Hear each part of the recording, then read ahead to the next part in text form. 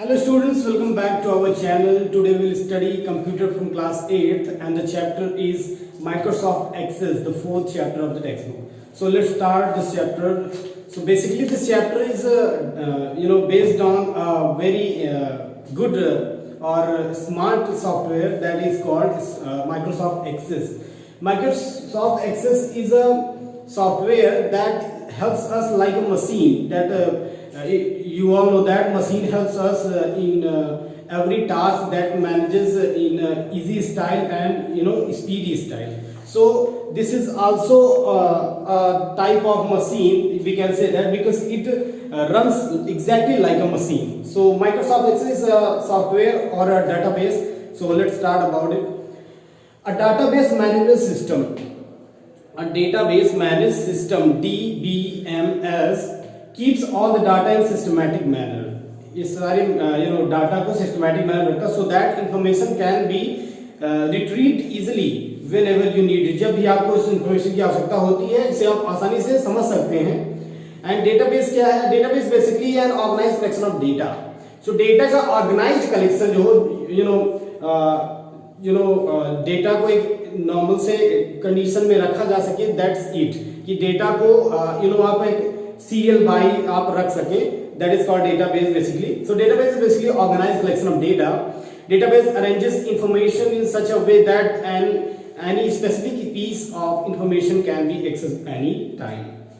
For example, in school maintains data about student details. एक school क्या करता है? डेटा मेंटेन करता है स्टूडेंट्स का. कैसे? Elements of database. डेटाबेस के एलिमेंट्स क्या होंगे? There are 4 different types of databases. Types of database में क्या बताया गया है? Types of database.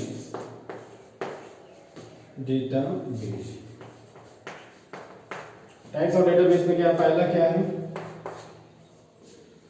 hierarchical.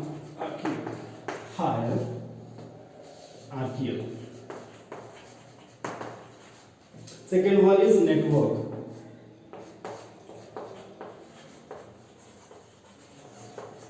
And the third one is relational.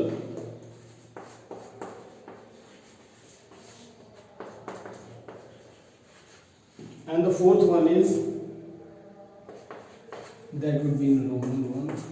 So that's for an object oriented.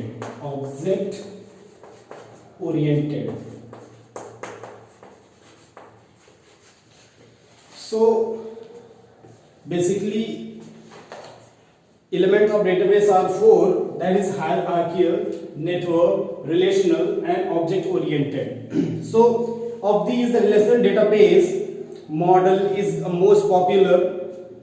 A relational database stores data in the form of tables. Tables के form में database को database क्या करता है? रिलेशनल डेटाबेस स्टोर रखता है data को. A table organizes data into rows called records and columns called fields. Each record defines information about one entity and gives complete detail about it. Each field defines information of a certain type of each record. For example, table 4.1 such friends list with records and fields. Record 1 में क्या लिखा गया? अभिमन्यु, उसका mobile number और उसका email address. Record 2 में प्रीति का mobile number लिखा है और उसका ईमेल एड्रेस लिखा हुआ. Here are the above table has records that contain information about 2 entities, Abhimanyu और प्रीति. अभिमन्यु और प्रीति के बारे में क्या है इंफॉर्मेशन यहाँ पर दी गई है इस टेबल में. So it has 4 fields that contain information of same type of this type. इसके 4 टाइप्स हैं, 4 फील्ड हैं दैट कंटेन इंफॉर्मेशन, जो इंफॉर्मेशन को कंटेन करते हैं. डेटाबेस मैनेजमेंट सिस्टम डीबीएमएस, जिसका जिक्र अभी शुरुआती लाइंस में किया गया था, उसके बारे में पढ़ते हैं. Database management system DBMS. और अभी आपको हम ये भी समझाते हैं कि माइक्रोसॉफ्ट एक्सेस को हमने मशीन की तरह मशीन से क्यों कंपेयर किया. एक्चुअली मशीन जो होती है वो आपके काम को आसान और तेज बना देती है, और ये माइक्रोसॉफ्ट एक्सेस भी आपके काम को आसान और तेज बना देता है. इसलिए कह सकते हैं कि एक सॉफ्टवेयर है जो मशीन की तरह काम करता है, या फिर एक मशीन है जो सॉफ्टवेयर की तरह काम करती है. दोनों एक दूसरे से काफी मिलते जुलते हैं. सो database management involves creating, modifying, deleting and adding data in database. That's the software that performs these functions. ऐसा सॉफ्टवेयर जो ऐसे फंक्शंस परफॉर्म करता है is called database management system, DBMS. So Microsoft Access, finally नाम आ ही गया software का, Microsoft Access. MySQL and Oracle are the some popular DBMS software. Function of DBMS के function क्या होते हैं? So when data is stored in large quantity, जब data बहुत ज़्यादा क्वांटिटी में स्टोर कर लिया जाता है, it is possible to have data redundancy. ये पॉसिबल है कि डाटा रिडंडेंसी हो जाए या फिर डेटा इनकॉन्सिस्टेंसी में पहुंच जाए, इनकरेक्ट हो जाए डेटा, या फिर और ऐसी प्रॉब्लम्स आ जाए. तो DBMS minimizes all this problems. इन सारी प्रॉब्लम्स को काफी हद तक कम कर देता है कौन? DBMS. It gives the following benefits. ये कुछ बेनिफिट्स देता है, जैसे रिड्यूस डेटा रिडंडेंसी. तो डेटा रिडंडेंसी क्या है? Redundancy means application of data का duplication. Redundancy means duplication of data. DBMS prevents the data duplication. जैसे बार बार अगर कोई नंबर आ गया या कोई नेम आ गया, कोई रिकॉर्ड बार बार रन कर रहा है, उसको क्या करता है? मर्ज कर देता है. फॉर एग्जांपल, अ कंपनी में have two separate files with employee salary and addresses. दो अलग अलग फाइल है समझ लीजिए, लेकिन वो एड्रेस और एम्प्लॉय की सैलरी वगैरह से रिलेटेड है, जबकि वो एम्प्लॉय दोनों एक ही है, लेकिन दोनों का अलग अलग, मतलब एक ही इंसान के दो फाइल्स बनी हुई हैं. तो उसको क्या कर सकता है? वो डुप्लीकेट डेटा को खत्म कर सकता है. फिर आता है control data inconsistency. Control data inconsistency क्या है? Suppose students addresses are stored in 2 files. Students का एड्रेस जो है स्टोर्ड है 2 फाइल्स में. Bus information and fees information. Student informs the bus in charge about the change in addresses. So the new address will be reflected in the bus information file, but the change will not be made in fee information file. So कह सकते हैं 2 different files have 2 different addresses for the same student. तो 2 files have 2 different addresses. दोनों file के अलग अलग addresses हैं और एक ही स्टूडेंट है, सेम स्टूडेंट है. तो this will not happen in properly maintain database. तो ये कहा जा सकता है कि जो मेंटेन डेटाबेस होगा उसमें तो ऐसी गलती नहीं हो सकती है, या फिर हो भी तो इसके चांसेस बहुत ही माइनर है. Ideally there will be no redundancy and any change in one file will be automatically updated anywhere else. So आता है इनफोर्स स्टैंडर्ड्स. इनफोर्स स्टैंडर्ड एक उसमें फंक्शन होता है. DBMS is able to apply certain standards in data representation. These standards could be an organization own standards or national international standards. A DBMS is able to apply certain standards in database representation. These standards could be an organization own standard or national international standards. उसके बाद है ensure data security. ये क्या कहता है? Data की security के बारे में बता रहा है कि the database administrator has complete control. जो डेटाबेस का एडमिनिस्ट्रेटर होगा, यानी जो यूजर होगा कंप्यूटर में कई सारे यूजर होते हैं, लेकिन एडमिनिस्ट्रेटर अकाउंट एक ही होता है. So administrator has complete control on the database. Database पे एडमिनिस्ट्रेटर का जो है पूरा कंट्रोल रहेगा. इसलिए यहाँ पे इन्होंने एडमिनिस्ट्रेटर लिखा, यूजर नहीं लिखा, क्योंकि एडमिनिस्ट्रेटर जो कंप्यूटर में होता है एक ही होता है. यूजर्स बहुत सारे हो सकते हैं उसमें लोकल अकाउंट्स होते हैं, लोकल यूजर अकाउंट होते हैं, बहुत सारे अकाउंट्स होते हैं. तो database can ensure the data is accessible by only with permission. Some may have authority only to view the data. हालांकि दूसरे यूजर जो है सिर्फ हो सकता है अथॉरिटी दी जाए तो डेटा को देख सकते हैं, लेकिन उसमें कुछ इम्प्रोवाइजेशन नहीं कर सकते. अदर में also have authority to modify the data. और कुछ ऐसे होते हैं जिसमें उस डेटा में मॉडिफाई भी कर सकते हैं, इम्प्रोवाइजेशन कर सकते हैं अगर चाहें तो. फिर आता है मेंटेन इंटेग्रिटी. इंटेग्रिटी कैसे मेंटेन होती है इसमें? DBMS supports database integrity. DBMS database integrity को सपोर्ट करता है. सपोज मान लीजिए अ डेटाबेस कंटेन्स इंफॉर्मेशन. एक डेटाबेस इंफॉर्मेशन कंटेन करता है obviously about the marks scored by student in examination. जो किसी एग्जाम में बच्चों के दिए गए परीक्षा का अंक है. If the maximum marks are 100, मान लीजिए मैक्सिमम मार्क्स अधिकतम अंक 100 है, you can have rules to make sure that database accept number only in the range of 0 to 100. आप उसमें रूल बना सकते हैं कि उसमें नंबर्स जो है 0 से 100 के बीच ही स्टोर वो माइनस वाले डिजिट्स ना ले. तो इसमें भी आप इंटीग्रिटी मेंटेन कर सकते हैं. अब चलते हैं माइक्रोसॉफ्ट एक्सेस. घूम फिर के हम लोग मेन टॉपिक पे आते हैं. क्या है? माइक्रोसॉफ्ट एक्सेस, जो हमारा चैप्टर का जो है नेम है. So Microsoft Access is one of the most popular DBMS application. DBMS के बारे में अभी इतना कुछ जाना हमने कि वो रिड्यूडेंसी को और inconsistency, enforce standards, ensure data security, maintain integrity, ये सारी जो प्रॉब्लम्स का ये जो सारे फीचर्स दिखाए गए ये डीबीएमएस के थे। अब बताया जा रहा है कि डीबीएमएस का जो बेस्ट एप्लीकेशन है, डीबीएमएस बेस्ड जो बेस्ट एप्लीकेशन है वो कौन सा है, और उसके बारे में बताया गया कि उसके अलावा उसमें क्या फीचर्स है और कैसे यूज करते हैं और उसके सारे क्या फंक्शंस हैं। So Microsoft Access is one of the most popular DBMS applications. So DBMS एक ऐसा एप्लीकेशन है जो बहुत पॉपुलर है। It is a relational database and where data is stored in the form of tables के form में जहाँ data store होता है relational database है। A relational database uses multiple tables and creates relationship between these tables. वो कई सारे tables use करता है relational tables और उसमें relationship क्रिएट करता है उन tables के बीच में कि आपस में मतलब कोई तो रिलेशन तो नहीं है। Each information in a table is called a value. सारी इंफॉर्मेशन में टेबल जहां भी होती है, चाहे एमएस एक्सेल हो, एक्सेस हो, वो टेबल जहां भी रहेगी वहां पर वैल्यू ही माना जाएगा। हमने पिछले चैप्टर में डिस्कस किया था कि जो रो एंड कॉलम का सेल होता है वो हाईलाइटेड हो जाता है जहां पर हम लोग लिखने वाले होते हैं, एंट्री करने वाले होते हैं। तो इसमें जो भी आप टाइप करोगे वैल्यू माना जाएगा। वो क्या माना जाएगा? वैल्यू। उसी तरह माइक्रोसॉफ्ट एक्सेस में भी जो डाटा एंट्री करते हैं उसको क्या बोला जाता है? वैल्यू बोला जाता है। Each table consist the values.